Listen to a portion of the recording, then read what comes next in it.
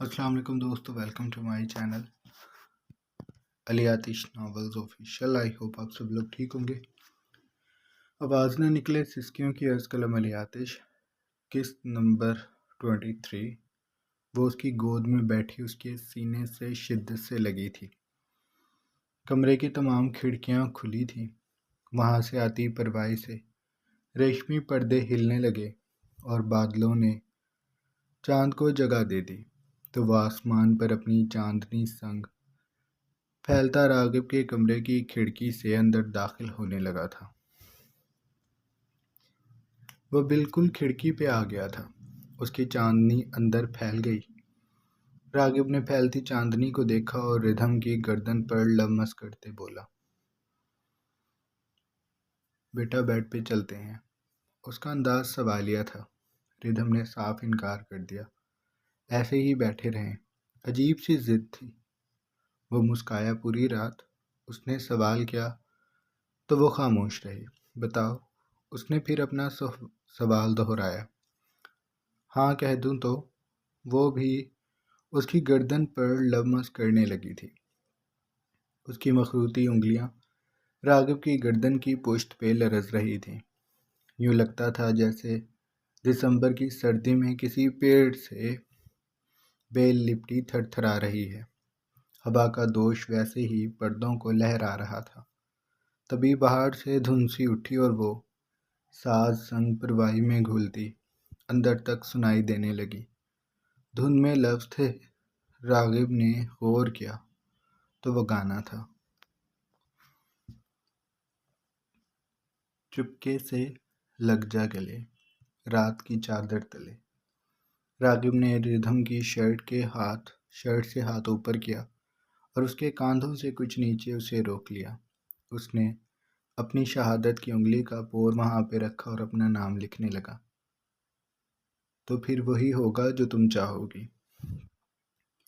آپ تھک جائیں گے، میں تھکا ہوا تھا۔ اب مجھے سکون مل رہا ہے۔ مطلب سمجھانے کے لیے تو پوری زندگی پڑی ہے۔ ابھی بس مجھے تمہیں اپنے سینے پہ محسوس کرنا ہے، تمہاری خوشبو کو اپنے اندر اتارنا ہے اور اتارتے رہنا ہے۔ کھل کر سانس لینے میں کتنا مزہ آتا ہے یہ مجھے آج پتہ چلا ہے۔ وہ اس کی الجھی باتیں سمجھ نہ سکی۔ وہ محبت کے کھیل میں نئی تھی اور راغب نے ایک عمر گزار دی تھی۔ اس نے روک کو محسوس کرنے میں دھن سنگ الفاظ پھر گونجتے بہکتے ڈگمگ کرتے کمرے میں داخل ہوئے تھے۔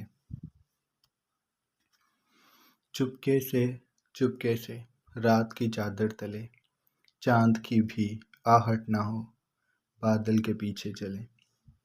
مجھے تمہاری فکر ہے، تم ایسے بیٹھے بیٹھے تھک جاؤ گی۔ تمہاری طبیعت ٹھیک نہیں ہے اور تم نے کچھ کھایا بھی نہیں۔ وہ اس کا مخ اپنے مقابل کر کے گردن کی پشت کو تھام کر بولا تھا۔ ردھم کے چہرے پر نیلاہٹ تھی اور زخم تھے، لیکن پھر بھی وہ حسین تھی، اور میرے لیے تو دنیا کی تمام تر خوبصورتی اس لڑکی میں سما گئی ہے۔ میں دنیا دیکھنا چاہتا تھا اور اب میں اسے دیکھوں گا تو دنیا کی خواہش میرے دل سے نکل جائے گی۔ اس کو بتاؤں کہ جب یہ میرے سینے سے لگتی ہے تو مجھے سکون آتا ہے۔ اس نے دل میں سوچا، پھر سر کو خفیف سا جھٹکا دیا۔ بتانے کے لیے بھی پوری عمر پڑی ہے، ابھی اسے دیکھنے کا وقت ہے۔ اسے دیکھ راغب، بس اسے۔ اس کی آنکھیں بولتی ہیں، سیاہ آنکھیں خاموش ہو کر بھی کتنی باتیں کرتی ہیں۔ مجھے بھوک نہیں لگ رہی۔ ردھم کے باریک لبوں نے جنبش کی۔ میں کھلاؤں گا تو بھوک لگے گی۔ وہ اسے دونوں پہلوؤں سے تھام کر اسے ویسے ہی گود میں لیے صوفے سے اٹھ گیا۔ پروائی سے ردھم کے بال بکھر کر اس کے چہرے پر آگے وہ ٹکٹکی باندھ کر اس کی شہد رنگ آنکھوں میں دیکھ رہی تھی۔ پھر اس نے راغب کے بکھرے بال پھر سے بکھیر دیے۔ وہ مسکرا دیا۔ ردھم بھی مسکرا دی تھی۔ گانے کے بول پھر سے سنائی دینے لگے تھے۔ نیم اندھیر زرد روشنیاں جو دیوار سے لپٹی تھی اور کھڑکی سے جھانکتا چاند، فرش پہ بکھری چاندنی، ساحل کی نم پروائی اور اس کی سوندھی خوشبو سانسوں میں اترتی محبت کا فسوں بکھرنے لگا۔ وہ اسے لے کر بیڈ پر آ گیا تھا، اسے احتیاط سے بٹھایا۔ میں کچھ کھانے کو لاتا ہوں۔ ردھم نے اس کی کلائی تھام کر سرنا میں ہلایا۔ متورم آنکھوں سے اسے دیکھا تو وہ فوراً سے بیڈ پہ بیٹھ گیا۔ میں یہی ہوں، بس یہی سب آ جائے گا، رونا نہیں ہے، اس نے کہہ کر گردن موڑ کر صوفے پہ بھی دیکھا۔ اس کا موبائل وہاں رکھا تھا۔ بے بسی سے لب بھینچ کر اس نے ردھم کو دیکھا تو اس نے راغب کی کلائی چھوڑ دی۔ میرا اچھا بیٹا۔ اس نے ردھم کے دونوں گالوں پر ہتھیلیاں رکھیں، اس کا ماتھا چوما۔ وہ بیڈ سے کھڑا ہوا اور اپنا رخ ردھم کی جانب کیے ہی الٹے قدم بڑھنا شروع کر دیے تھے۔ ردھم نے گھٹنے موڑ کر ان کے گرد بازو حائل کر لیے تھے۔ وہ اس سے نظر بھی نہیں ہٹانا چاہتی تھی۔ راغب الٹے قدم اٹھاتا صوفے تک آیا، وہاں سے اپنا موبائل اندازے سے اٹھایا اور پھر ردھم کے پاس آ کر بیٹھ گیا۔ اس نے فون سے نیچے ریسیور پر کال کی تھی۔ ایک ہاتھ سے فون کو تھام کر وہ دوسرے سے ردھم کے بکھرے بالوں کو سمیٹ رہا تھا۔ ردھم نے اس کا ہاتھ پکڑ کر ہتھیلی گال پہ رکھ لی اور آنکھیں موند لی۔ یہ لڑکی مجھے اپنا دیوانہ بنا رہی ہے۔ ایک 40 سال کا مرد 19 سال کی لڑکی کے عشق میں پاگل ہو کر کیسا لگے گا؟ اس نے ردھم کے معصوم چہرے کو دیکھ کر سوچا تھا، پھر اسے اپنے دل سے ہی جواب مل گیا۔ بالکل آج جیسا نیڈر اور سنکی، جو مارنے کو تیار ہو گیا تھا۔ اپنے الفاظ اور حرکات یاد آنے پہ وہ بے ساختہ ہنس دیا۔ اتنا غصہ مجھے زندگی میں پہلی بار آیا تھا، اور اب مجھے لگ رہا ہے کہ ایسا غصہ مجھے آتا رہے گا۔ میں وہ آدمی بن جاؤں گا جس کے بچے کو کوئی کچھ کہہ دیتا ہے تو وہ لڑنے پہنچ جاتا ہے۔ وہ سوچ سوچ کر مسکرا رہا تھا۔ پھر اس نے ردھم کے گال کو چوما۔ میرا بچہ کہہ کر وہ فون پہ بات کرتے ہوئے ملازم کو کھانے کا کہنے لگا تھا۔ ردھم نے آنکھیں موندے ہی رکھیں۔ گانے کے بول اس کے کانوں میں گونج رہے تھے۔ کل جو مجھ کو نیند نہ آئے تو پاس بلا لینا، گود میں اپنی سر رکھ لینا، لوری سنا دینا، چپکے سے لگ جا گلے، رات کی چادر تلے، چاند کی بھی آہٹ نہ ہو، بادل کے پیچھے چلے۔ 5 منٹ بعد دروازے پہ دستک ہوئی تھی۔ ردھم نے راغب کو دیکھا۔ کھانا آیا ہے، مجھے نہیں کھانا، میں کھلاؤں گا، وہ کہہ کر اٹھا اور دروازے کو کھول کر اس نے ٹرے تھامی۔ ملازمہ گردن اچکا کر اندر جھانکنے لگی۔ پھر راغب کو دیکھ اس نے نظریں جھکا لی۔ میری بیوی اور تمہاری مالکن ہے، اس کا خیال رکھنا ہے تم سب نے۔ ملازمہ نے صدمے سے اسے دیکھا۔ آپ نے دوسری شادی کر لی اور پہلی محبت بھی۔ اس نے سر اس بات میں ہلا کر دروازہ ٹھک سے بند کر دیا۔ اس کے لبوں پہ پراسرار سی مسکان تھی اور لہجہ راز کہتا سا تھا، جیسے اس نے ملازمہ پہ کوئی منتر پڑھ کر پھونک دیا اور وہ پتھر کی ہو کر رہ گئی۔ جبکہ راغب دروازہ بند کر چکا تھا۔ کھانے کی ٹرے کو بیڈ پر ردھم کے سامنے رکھ کر اس نے چاول کا چمچ بھر کر ردھم کی طرف کیا اور منہ منت کرتا سا بنا لیا۔ ردھم نے دھیرے سے منہ کھول لیا۔ راغب کا دل کیا وہ اسے ایک بار پھر چوم لے، لیکن پھر رہنے دیا۔ وہ اسے کھانا کھلانے لگا تھا۔ ردھم نے کھانا کھایا، پھر راغب نے اسے دوائی کھلائی۔ ابھی ایسے ہی سو جاؤ، کل فریش ہوگی تو کپڑے بدل لینا، وہ اس کے گھٹنوں سے کچھ پھٹے ٹراؤزر کو دیکھ کر بولا تھا۔ ردھم کا لباس میلا ہو گیا تھا، لیکن وہ نہیں چاہتا تھا کہ ابھی ردھم کسی بھی طرح کی مشقت کرے، اس لیے اس نے ٹرے کو میز پہ رکھا اور بیڈ پر آ کر لیٹ گیا۔ ردھم کو احتیاط سے اپنے سینے پہ لٹایا، اس کے بالوں میں ہاتھ چلانے لگا۔ ردھم اس کے اندر مزید گھسنے لگی۔ راغب نے اس کے کان سے بال سمیٹ کر اس کے کان کی لو سے لب مس کر کے بولا، میں تمہیں کس کر حق کرنا چاہتا ہوں، لیکن تمہاری طبیعت خراب ہے، اس لیے نہیں کر رہا۔ تم ٹھیک ہو جاؤ، پھر میں تمہیں اپنی محبت کی شدت سے آشنا کرواؤں گا۔ وہ اس کے بالوں میں انگلیاں چلا رہا تھا اور اب اس کے لب ردھم کے ماتھے پہ رکھے تھے۔ ردھم نے آنکھیں موند لیں اور راغب اسے دیکھ رہا تھا۔ وہ ابھی بس ردھم کو دیکھنا چاہتا تھا۔ جیسے چاند ان دونوں کو کھڑکی سے دیکھ رہا تھا، بالکل ویسے ہی۔ اسے نہیں معلوم تھا کہ رات کو اس کی آنکھ کس پہر لگی تھی، لیکن صبح وہ اس کی نرم زلفوں کے لمس سے اٹھ گیا تھا۔ ردھم کے کھلے بال راغب کے چہرے پر پھیلے ہوئے تھے۔ انہیں سمیٹ کر اپنے چہرے سے دور کیا اور پھر آنکھیں کھول کر وہ بے ساختہ مسکرا دیا۔ وہ اس کے بازو پر سر رکھ کے بے خبر سو رہی تھی۔ چہرے پر زمانوں بھر کی معصومیت تھی۔ راغب نے اس کے گال پر انگلیوں کی پور پھیرنا شروع کر دی تھی۔ راغب کے گدگداتے سے لمس نے ردھم کو بھی جگا دیا تھا۔ اس نے سرخ نیند سے ڈوبی آنکھوں کو کھول کر راغب کو دیکھا، پھر اس نے دوبارہ سے آنکھیں بند کر کے اپنا چہرہ راغب کے سینے میں چھپا لیا تھا۔ تبھی راغب کی نظر دیوار ویز گھڑی پر پڑی۔ صبح کے 10 بج رہے تھے۔ راغب نے ردھم کے کان میں کہا، صبح ہو گئی ہے، اٹھ جاؤ۔ اس کی بات پر ردھم کسمسائی تھی۔ مجھے ابھی اور سونا ہے۔ راغب نے محبت سے اس کے گال پر ہتھیلی رکھی۔ میری جان اٹھ جاؤ، فریش ہو کر تھوڑا سا ناشتہ کر لو، پھر سو جانا۔ دوائی جو لینی ہے تم نے۔ اسے سب کچھ یاد تھا۔ ردھم نے بے دلی سے آنکھیں کھول لی تھی۔ وہ چند پل لیٹ کر ان شہد رنگ آنکھوں کو دیکھتی رہی جو مسکرا رہی تھی۔ میں فریش ہو کر کیا پہنوں گی؟ میرے پاس تو کپڑے ہی نہیں ہیں۔ راغب اس کی پریشانی پہ بولا، تو اس میں کون سی بڑی بات ہے؟ ہم باہر جا کر میرے بیٹے کے سارے اچھے اچھے کپڑے لے آئیں گے، اور باقی کی ساری چیزیں بھی جو میری جان کہے گی۔ ردھم اس کی بات اور انداز پر دھیرے سے مسکرائی۔ پھر اس نے ایک طائرانہ نگاہ پورے کمرے میں ڈالی۔ یہ آپ کا کمرہ ہے؟ راغب نے سر کو دھیرے سے جنبش دی۔ ہاں، یہ میرا کمرہ ہے، پیارا ہے۔ ردھم نے اس کے جواب کے بعد تبصرہ کیا تھا۔ وہ رات میں کچھ بھی ٹھیک سے نہیں دیکھ سکی تھی، لیکن اب وہ ہر چیز کو بغور دیکھ رہی تھی۔ راغب نے اسے بٹھا کر دھیرے سے اپنے مقابل بٹھایا۔ اس کے بالوں کو سمیٹ کر ایک شانے پر کرتا وہ بیڈ سے اتر گیا تھا۔ ردھم کی جانب آ کر اس نے ہاتھ بڑھایا۔ آؤ، میں تمہیں بات کرواتا ہوں۔ ردھم اس کی بات پر اس کا منہ تعجب سے دیکھنے لگی، پھر اس کے گال سرخ پڑ گئے۔ اس نے نظریں جھکا کر سر نفی میں ہلایا۔ نہیں، میں خود لے لوں گی، آپ ایسے ہی۔ وہ آگے کچھ کہتی کہ راغب نے اس کی کلائی کو تھام لیا۔ کچھ نہیں کروں گا، غور سے دیکھوں گا بھی نہیں، صرف بات کرواؤں گا۔ میرا خود پر بہت کنٹرول ہے۔ تمہیں اکیلے اس لیے بات میں نہیں بھیج رہا کیونکہ تمہاری ابھی طبیعت ٹھیک نہیں ہے۔ کپڑے اتارنے اور پہننے میں مسئلہ ہوگا، میں ہیلپ کے لیے آ رہا ہوں۔ اس کے چہرے پر بے حد سنجیدگی تھی، لیکن ردھم کا سانس اٹک رہا تھا۔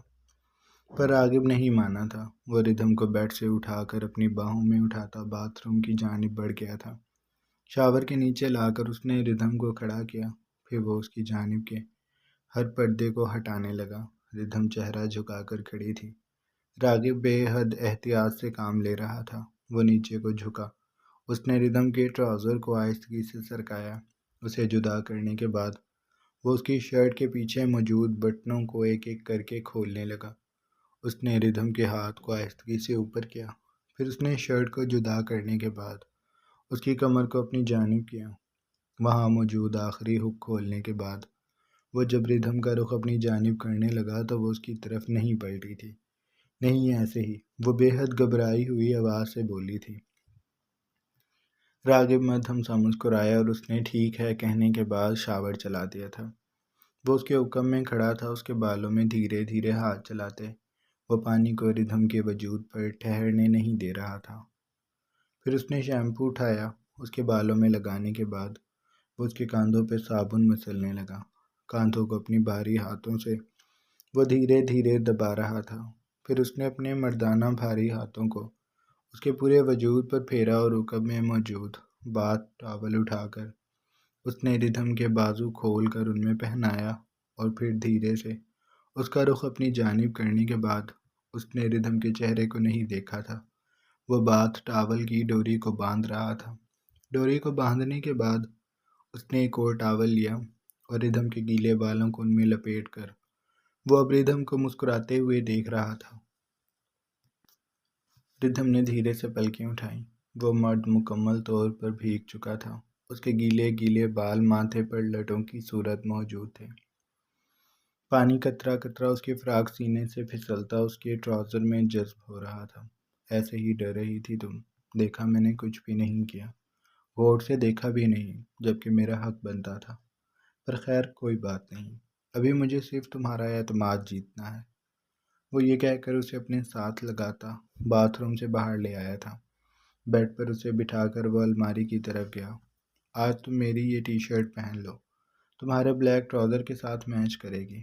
میں نے ٹراؤزر دیکھا ہے، اتنا زیادہ نہیں پھٹا ہوا، آج کا کام چل جائے گا۔ ہم کچھ دیر میں ناشتے کے بعد مارکیٹ چلیں گے، پھر تمہارے کپڑے اور دیگر اشیاء لے آئیں گے، پھر آ کر وہ پہن لینا۔ وہ اپنی تیز اورنج ٹی شرٹ اس کی جانب بڑھا کر کھڑا تھا۔ ریدھم نے دھیرے سے وہ شرٹ کو تھام لیا تو راغب نے کہا میں بھی فریش ہو لیتا ہوں، پھر ناشتہ کرنے چلیں گے، تم اتنے چینج کر لو۔ وہ کہہ کر باتھ روم میں چلا گیا تھا۔ جس وقت وہ لوٹا ریدھم لباس بدل چکی تھی، وہ اب اپنے گیلے بال سکھا رہی تھی۔ راغب نے آگے بڑھ کر اس کے ہاتھ سے ٹاول لیا اور اس کے بالوں کو سکھانے لگا۔ وہ خود اس وقت نیلے ٹراؤزر اور سفید ٹی شرٹ میں ملبوس تھا۔ ہلکے ہلکے کالے بال، سفید رنگت اور فرینچ داڑھی والا دراز قامت مرد اس کے حکم میں کھڑا اس کے بالوں کو سکھانے کے بعد اب ان میں برش چلا رہا تھا۔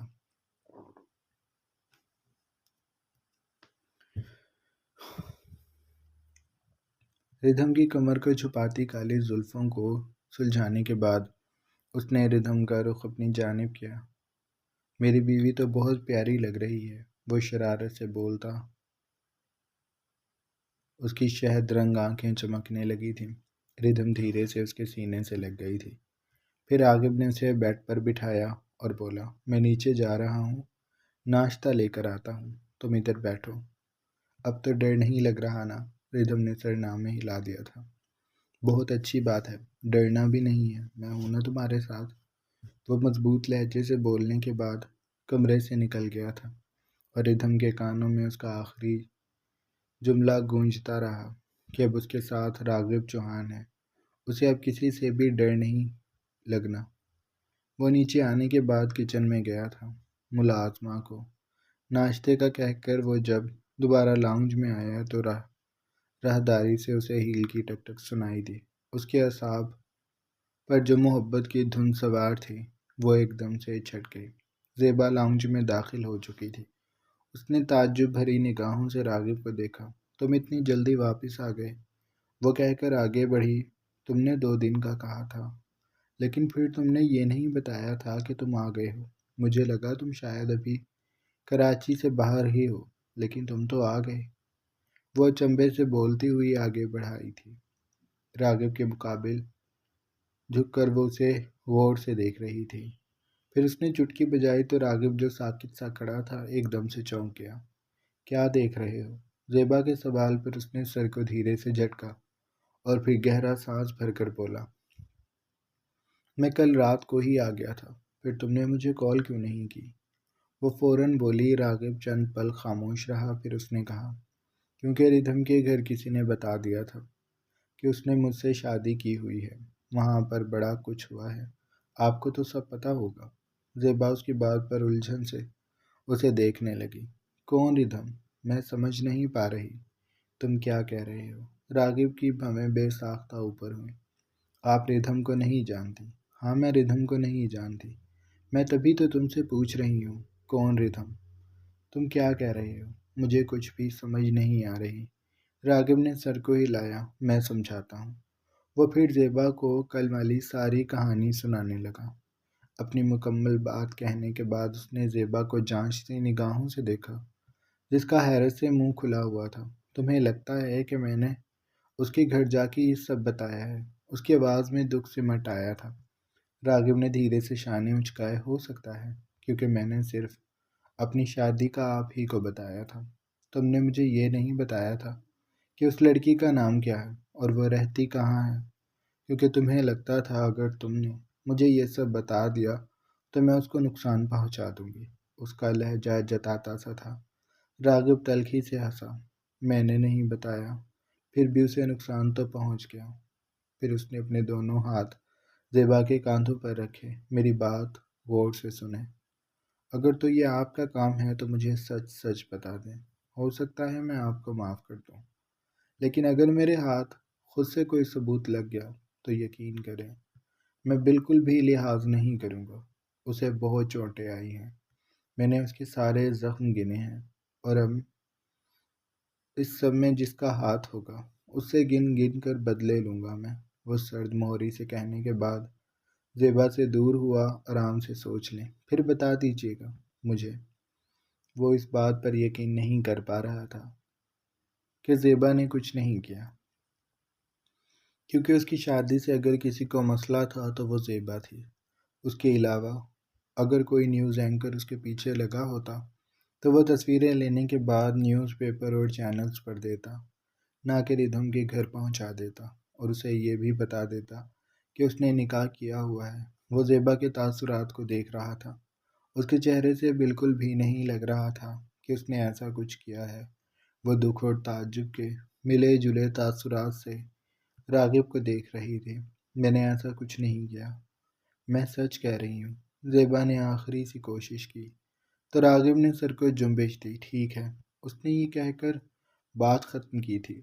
پھر وہ مزید بولا، ردھم ہمارے کمرے میں ہے اور مجھے لگتا ہے اسے وہ کمرہ اچھا لگ رہا ہے، تو میں کہہ رہا تھا۔ اس کی باقی کی بات زیبا نے پوری کی تو میں وہ کمرہ خالی کر دوں، اپنا سامان لے کر بتاؤ کہاں جاؤں۔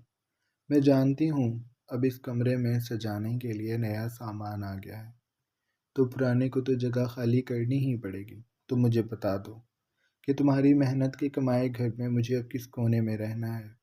اس کی آنکھیں ڈب ڈب آ گئی تھیں، گلا رن چکا تھا۔ راغب نے ناک سے مکھی اڑائی۔ میں نے ایسا کچھ نہیں کہا، میں جا کر ردھم کو سمجھاؤں گا، وہ میری بات مان جائے گی، میں اسے نیچے والے کمروں میں شفٹ کروا لوں گا۔ میں بس ویسے ہی کہہ رہا تھا کہ اگر وہ نہ مانی تو آپ اتنا تو کوآپریٹ کر ہی سکتی ہیں میرے ساتھ۔ زیبا اس کی بات پر زخمی سے انداز میں مسکرائی۔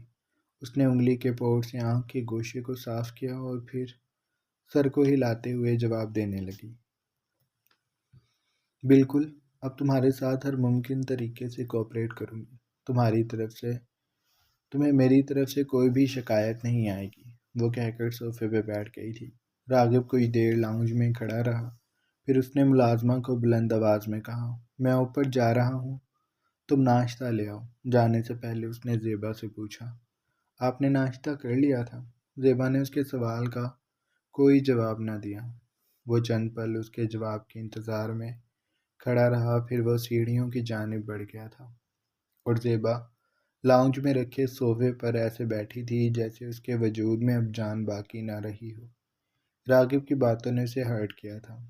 میں اب اپنی صفائی میں کچھ بھی نہیں کہوں گی، وہ زیر لب بڑبڑانے لگی تھی، کیونکہ میں جھوٹی نہیں ہوں، صفائیاں ہمیشہ جھوٹا شخص دیتا ہے۔ اس کی آنکھوں سے آنسو بہتے اس کے گالوں پر آ گئے تھے۔ میں کیوں جھوٹ بولوں کہ میں نے ایسا نہیں کیا؟ اس نے یہ کہہ کر چہرہ اوپر کیا تھا، اس کے لبوں کے کنارے مسکرا رہے تھے، چہرے پر بے حد سرد مسکراہٹ تھی۔ جو کچھ کیا ہے میں نے ہی کیا ہے، میں کیوں انکار کروں؟ لیکن یہ ساری باتیں میں صرف آپ لوگوں کو بتا رہی ہوں، کیونکہ میں جانتی ہوں کہ آپ لوگ جا کر یہ باتیں راغب کو نہیں بتا سکیں گے، اور راغب جب تک مجھ تک پہنچے گا میں بہت کچھ کر چکی ہوں گی، کیونکہ میں اب اچھائی کا لبادہ اوڑھ کر برائی کروں گی۔ وہ کون سی پیاری سی مثال ہے، بغل میں چھرا اور زبان پر رام رام۔ اتنا کہہ کر اس نے بلند آواز میں کہکا لگانا چاہا، لیکن پھر اس نے ایک دم سے اپنے لبوں پر انگلی رکھی اور بھیگی آنکھوں کو پھیلا کر ان میں رازداری بھر دی۔ اس نے کہا، شش، ہنسنا نہیں ہے، راغب کو پتہ چل جائے گا۔ یہ کہنے کے بعد وہ دوبارہ سے اپنے چہرے کو ماتمی بنا چکی تھی۔ یوں لگتا تھا جیسے اس کا سب کچھ آج لٹ گیا ہے، لیکن اندر ہی اندر وہ لوٹنے کی تیاری کر رہی تھی۔ زیبا نے یہ سب کچھ کیا ہے، یہ سب جاننے کے لیے میرے ساتھ جڑے رہیں، کیونکہ میں آپ لوگوں کا رائٹر یہیں پر ہی قسط کو اینڈ کرتا ہوں۔ جاری ہے۔ تو جناب یہ تھی ہماری آج کی ایپیسوڈ۔ آئی ہوپ آپ لوگوں کو اچھی لگی ہوگی۔ اگر آپ کو قسط اچھی لگی ہے تو آپ چینل کو لازمی سبسکرائب کر لیں بیل آئیکن کے بٹن کو پریس کر لیں تاکہ نئے آنے والی ویڈیوز آپ کو بآسانی ملتی رہیں۔ اپنا ڈھیر سارا خیال رکھیے گا۔ بہت جلد ایک نئی قسط کے ساتھ حاضر ہوں گے۔ اللہ حافظ۔